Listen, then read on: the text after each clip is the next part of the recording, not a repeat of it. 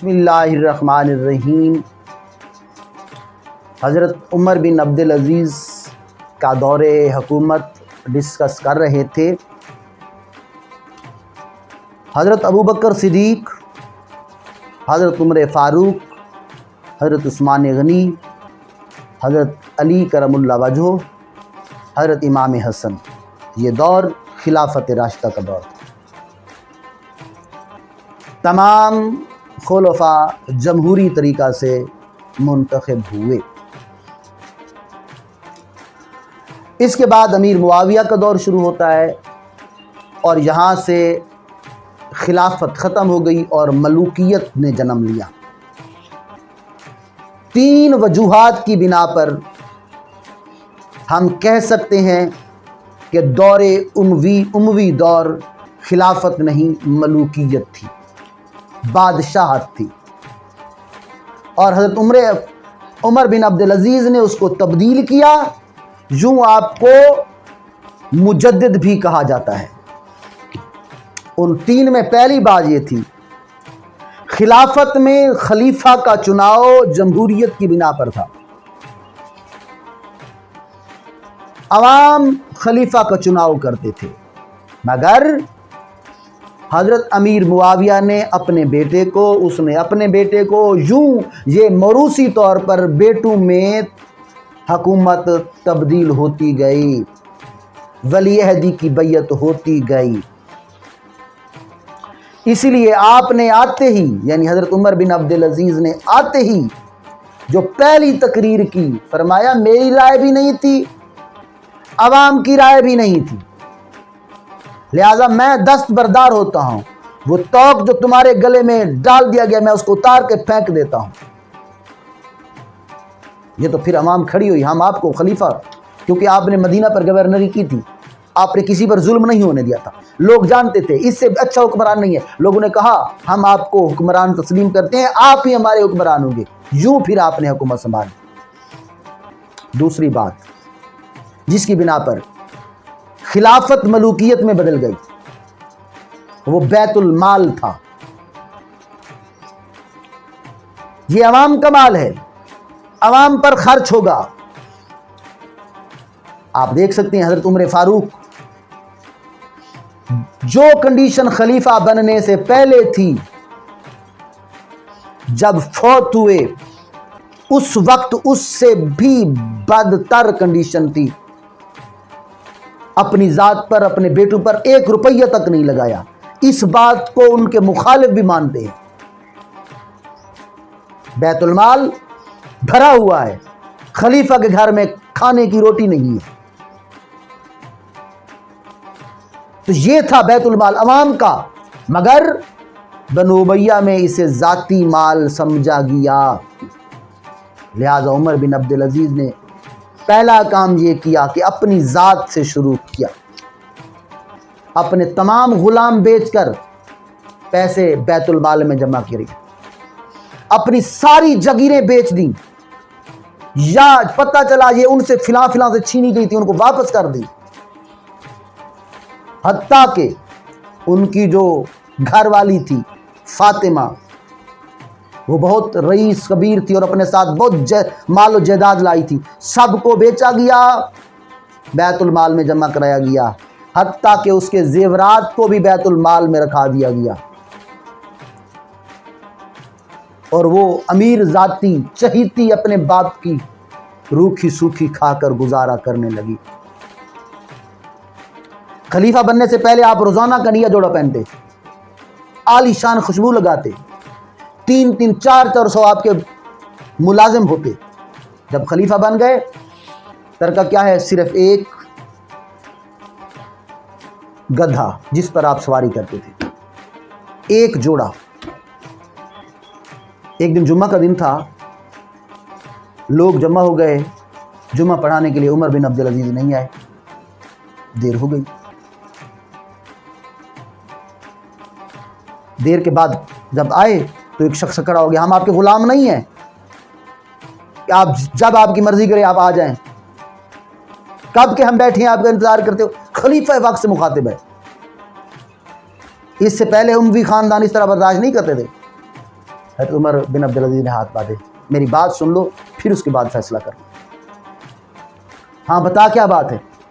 بات یہ ہے کہ میرا ایک جوڑا ہے، کپڑوں کا ایک جوڑا ہے، جمعے والے دن دھلواتا ہوں، اس کو آج دھلوایا، کچھ بادل بنے ہوئے تھے، وقت پر وہ سوکھ نہیں سکا، وہ گیلا تھا، میں پہن نہیں سکتا تھا، جب وہ خشک ہوا اس کو پہنا کچھ دیر ہو گئی، میں اس پر معذرت کرتا ہوں۔ یہ ہے خلیفہ بننے کے بعد کی زندگی۔ گھر تشریف لاتے ہیں، بیٹیاں آتی ہیں، باپ کو سلام کرتی ہیں، منہ پر کپڑا رکھ کے اوپر ہاتھ رکھ دیتی ہیں۔ بیوی سے پوچھا یہ کیا بات ہے؟ میری بیٹیاں ہیں، مجھ سے مخاطب اس طریقے سے کیسے ہو رہی ہیں؟ وہ کہنے لگی باپ سے کیسی شرم، مگر اصل بات یہ ہے کہ یہ جانتی ہیں آپ بہت نفیس انسان ہیں، خلافت سے پہلے اعلیٰ خوشبو آپ استعمال کرتے تھے، آپ کو بدبو سے نفرت ہے، کتنے دن ہو گئے ہیں، مہینہ سے زیادہ ہو گیا ہے، پیاز سے روٹی کھا رہی ہیں، لہذا منہ سے بدبو آتی ہے۔ اپنے باپ کی نفاست کو مد نظر رکھتے ہوئے منہ پر انہوں نے ہاتھ دے رکھا ہے، کہیں ہمارے باپ کو بدبو محسوس نہ ہو۔ دوسرے صوبے سے ایک گورنر آتا ہے، شکایت لے کر آتا ہے، محل کا پوچھتا ہوا آ جاتا ہے،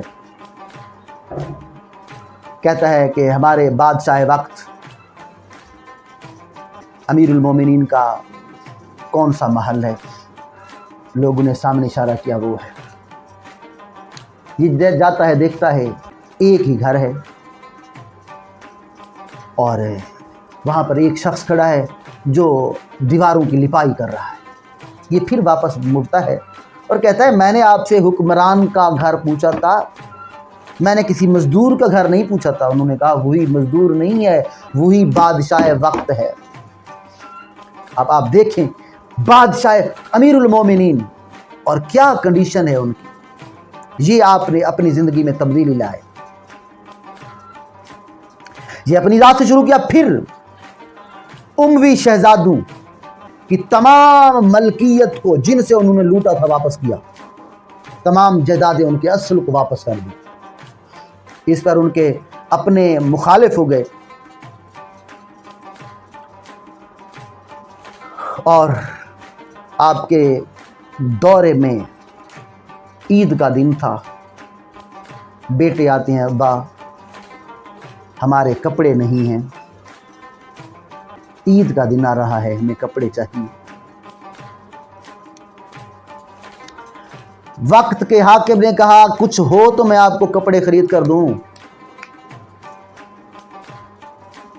بیوی نے مشورہ دیا 1 مہینے کی تنخواہ ایڈوانس لے لو، چلو اس سے بچوں کے کپڑے ہو جائیں گے۔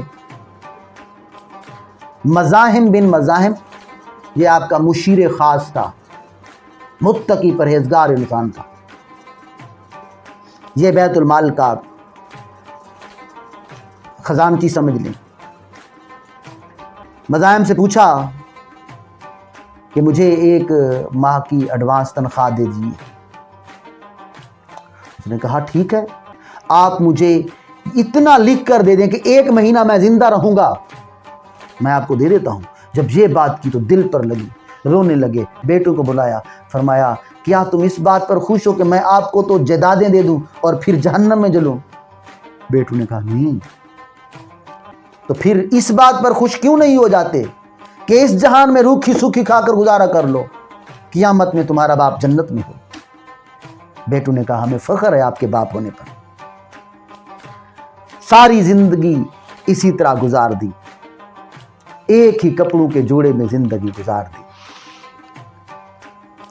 پھر باغ فدق، اس کی تمام آمدنی کو بیت المال میں جمع کرایا جاتا تھا۔ نبی پاک صلی اللہ علیہ وسلم کے دور سے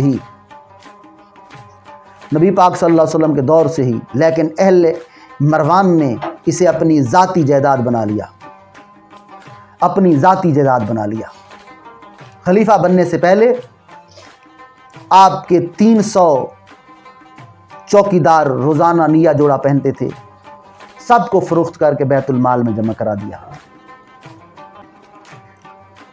2 درہم تنخواہ لیتے تھے، جبکہ گورنر کی تنخواہ آپ نے 300 درہم رکھی ہوئی تھی۔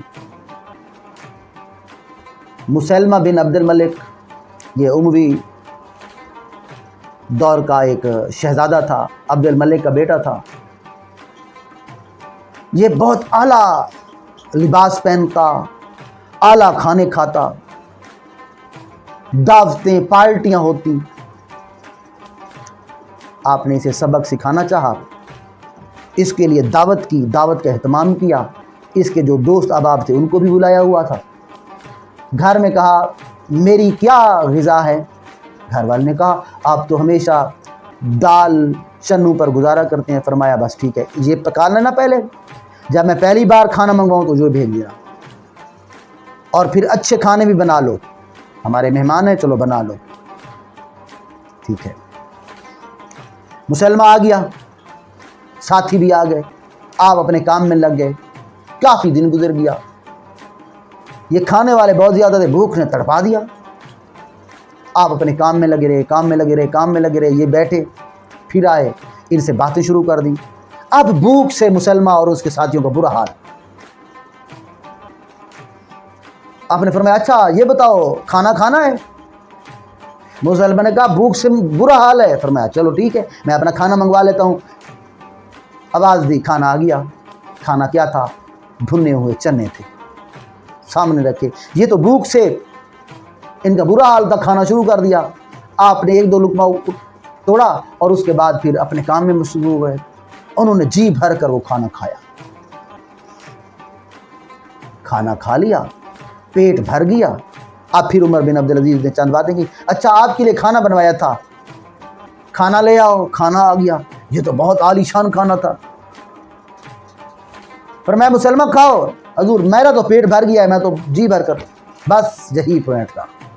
فرمایا جب تم بھنے ہوئے چنوں سے اپنا پیٹ پال سکتے ہو، کیوں دنیا داری میں لوگوں کے مال و متاع سے کھیلتے ہو؟ کیوں اپنے آپ کو جہنم میں دھکیلتے ہو؟ ان کی آنکھوں میں آنسو آ گئے اور پھر ہمیشہ کے لیے مسلمہ تبدیل ہو گیا۔ تیسری بات جو تھی جس نے خلافت سے ملوکیت کی طرف لے آتی تھی، وہ تھی خلیفہ سے باز پرس ہو سکتی ہے۔ اموی دور میں کوئی خلیفہ کے آگے آواز بلند نہیں کر سکتا تھا۔ کسی نے کچھ کہہ دیا تو جیل میں ڈال دیتے تھے، سر قلم کرا دیتے تھے۔ آپ کو واقعہ یاد ہوگا، حضرت عمر فاروق لباس پہن کر آئے، ایک آدمی اب ممبر پر کھڑے ہیں، ایک آدمی کھڑا ہو گیا، پہلے ہمیں ہمارے سوال کا جواب دو۔ کیا؟ یہ جو تو نے لباس پہنا ہوا ہے یہ وہی چادریں ہیں نا جو مال غنیمت سے آئی تھی؟ فرمایا ہاں۔ اس سے ہمارا تو صرف یا شلوار بنتی تھی یا قمیض بنتی تھی، تیرا جوڑا پورا کیسے ہو گیا ہے؟ حضرت عمر فاروق کی آنکھوں میں آنسو آ گئے، بیٹھ گئے، اپنے بیٹے عبداللہ کو بلایا، ادھر آؤ۔ عبداللہ آ گیا، اس کے سوال کا جواب دو۔ عبداللہ نے بتایا ایک چادر میرے باپ کی تھی، ایک چادر میری تھی، میں نے اپنی چادر اپنے باپ کو دے دی، انہوں نے جوڑا بنوا لیا۔ یہ تھا خلافت۔ ملوکیت میں اموی دور میں کسی کی ضرورت نہیں تھی کہ خلیفہ کے آگے بات کر لیتا، تو آپ نے اس چیز کو ختم کیا۔ لوگ بلا جھجک آپ کے دروازے پر اپنے حالات بتانے کے لیے آ جاتے تھے۔ آپ نے اصلاحات بھی شروع کرائی، بیت المال کی خود حفاظت کرتے تھے، فضول خرچیوں کو دور کیا، ذمیوں کو حقوق ملے، ناجائز ٹیکس ختم کرا دیے، اشاعت اسلام کا نیا سلسلہ شروع ہوا۔ 25 رجب 101 ہجری بمطابق 10 فروری 720 آپ فوت ہوئے۔ وفات سے پہلے مزاحم بن مزاحم سے جو آپ کے خاص مشیر تھے کہا کہ میں نے 3 حکمرانوں کو مرتے ہوئے دیکھا ہے، عبد الملک بن مروان کو مرتے ہوئے دیکھا، ولید بن عبد الملک کو مرتے ہوئے دیکھا، سلیمان بن عبد الملک کو مرتے ہوئے دیکھا۔ ان کے چہرے کالے سیاہ ہو جاتے تھے، رخ کعبے سے پھر جاتے تھے۔ دیکھنا مجھے بہت فکر ہے کہیں میرا چہرہ ایسا نہ ہو جائے۔ کچھ کہتے ہیں اموی لوگوں نے آپ کو زہر دیا۔ بہرحال آپ کی وفات ہو گئی۔ جب دفن کرنے والے تھے ایک آسمان سے پرچہ اڑتا ہوا آیا، آ کر آپ کے سینے سے چپک گیا، جس پر لکھا ہوا تھا عمر بن عبدالعزیز کے لیے یہ نجات کا پروانہ ہے۔ پھر قبر میں لٹایا گیا، چہرہ روشن ہو گیا اور خود بخود کعبے کی طرف مڑ گیا۔